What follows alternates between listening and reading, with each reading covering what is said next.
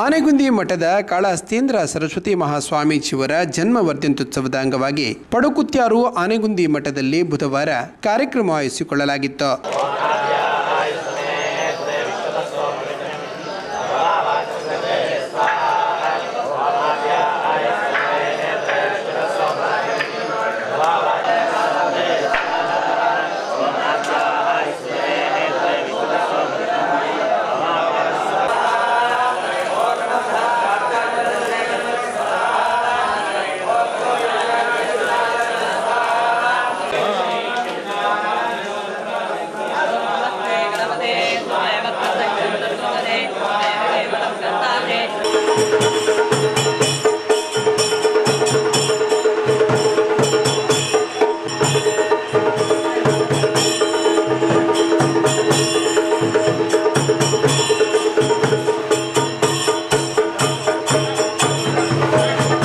ಕಾರ್ಯಕ್ರಮದ ಪ್ರಾರಂಭದಲ್ಲಿ ಕಾಡಬೆಟ್ಟು ನಾಗರಾಜ ಆಚಾರ್ಯ ಸ್ವಾಗತಿಸಿದರು.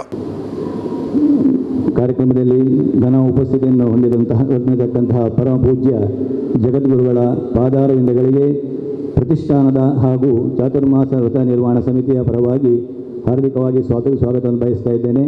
ನಮ್ಮ ಮಠದ ಶ್ರೀಮಠದ ಅಧ್ಯಕ್ಷರಾದಂತಹ ಸೂರ್ಯಕುಮಾರ ಆಚಾರ್ಯರು ಗುರುಗಳಿಗೆ ಫಲನ್ಯಾಸ ಮಾಡಿ ಸ್ವಾಗತಿಸಬೇಕು ಅಂತ ಹೇಳಿ. ಕೇಂದ್ರ ಸಾಹಿತ್ಯ ಅಕಾಡೆಮಿ ಅಧ್ಯಕ್ಷರಾದ ಡಾಕ್ಟರ್ ಚಂದ್ರಶೇಖರ ಕಂಬಾರ್ ಅವರಿಗೆ ಆನೆಗುಂದಿ ಮಠದ ಕಾಳಹಸ್ತೇಂದ್ರ ಸರಸ್ವತಿ ಸ್ವಾಮೀಜಿಯವರು ಸಾಹಿತ್ಯ ಸರಸ್ವತಿ ಸಮ್ಮಾನ್ ಪ್ರಶಸ್ತಿ ನೀಡಿ ಗೌರವಿಸಿದರು.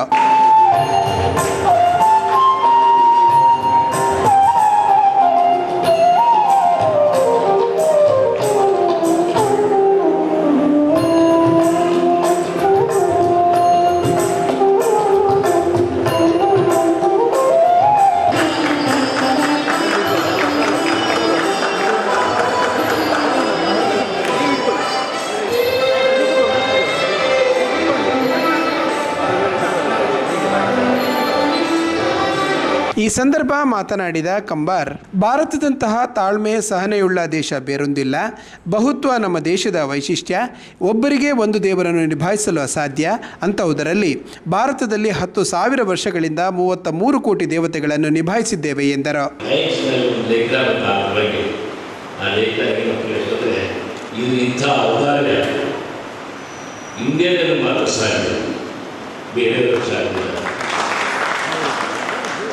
ಅಂದರೆ ಎಂಥ ವಿಚಿತ್ರವಾದಂಥ ದೇಶ ಇದೆ ಅಂತ ಹೇಳ್ತಾರೆ. 33 ಕೋಟಿ ದೇವತೆಗಳಿದ್ದಾವೆ ನಮ್ಮಲ್ಲಿ. ಒಂದೊಂದು ದೇಶಕ್ಕೆ ಒಬ್ಬೊಬ್ಬ ದೇವರನ್ನು ನಿಭಾಯಿಸಲಿಕ್ಕೆ ಆಗೋದಿಲ್ಲ.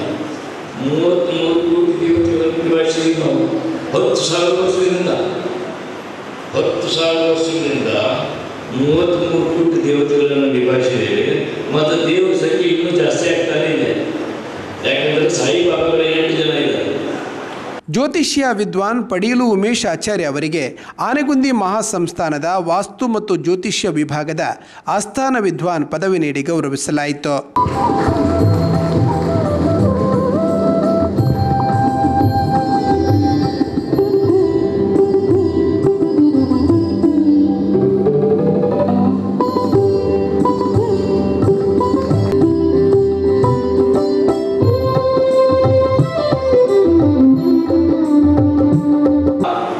ಅಭಿಮಾನವನ್ನ ಇಟ್ಟುಕೊಂಡಂತಹ ಎಷ್ಟೋ ಜನಗಳನ್ನು ನೋಡಿದ್ರು.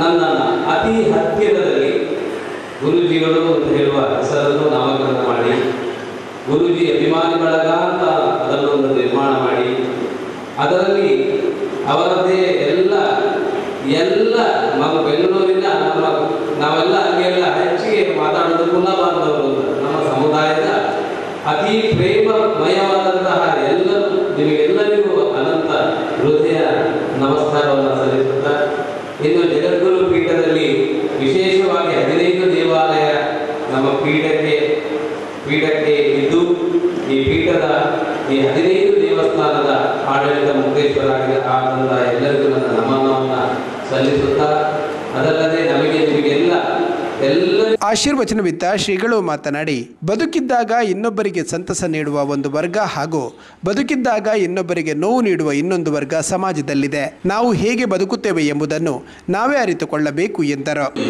ಎರಡು ರೀತಿ ಜನ ಇರ್ತಾರೆ ಸಾಮಾನ್ಯ ಜಗತ್ತಿನಲ್ಲಿ. ಒಂದು ರೀತಿ ಜನ ಅಂತ ಹೇಳಿದ್ರೆ ಅವರು ಬದುಕಿದ್ದಾಗ ಇನ್ನೊಬ್ಬರ ಜೀವನದಲ್ಲಿ ಸಂತಸವನ್ನ ಉಂಟು ಮಾಡುವಂತಹ ಜನ, ಅವರಿಂದಾಗಿ ಇನ್ನೊಬ್ಬರು ಸುಖ ಸಂತೋಷದಿಂದಾಗಿ ಇರ್ತಾರೆ. ಬದುಕಿನಲ್ಲಿ ಇನ್ನೊಬ್ಬರ ಜೀವನದಲ್ಲಿ ಸಂತಸ ಉಂಟು ಮಾಡುವಂತಹ ಒಂದು ವರ್ಗದ ಜನ. ಇನ್ನೊಂದು ವರ್ಗದವರು ಅಂತ ಹೇಳಿದ್ರೆ ಅವರ ಬದುಕಿನಲ್ಲಿ ಅವರು ಜೀವಿತವಾಗಿದ್ದಾಗ ಇನ್ನೊಬ್ಬರ ಬದುಕಿನಲ್ಲಿ ದುಃಖವನ್ನು ತರುವಂತಹ ವರ್ಗ, ಪರಪೀಡಕರು. ಒಂದು ಇನ್ನೊಬ್ಬರ ಬದುಕಿನಲ್ಲಿ ಸಂತಸವನ್ನು ತರುವಂಥದ್ದು, ಇನ್ನೊಬ್ಬರ ಬದುಕಿನಲ್ಲಿ ದುಃಖವನ್ನು ತರುವಂಥದ್ದು. ಅವರು ಹೋದ ನಂತರ,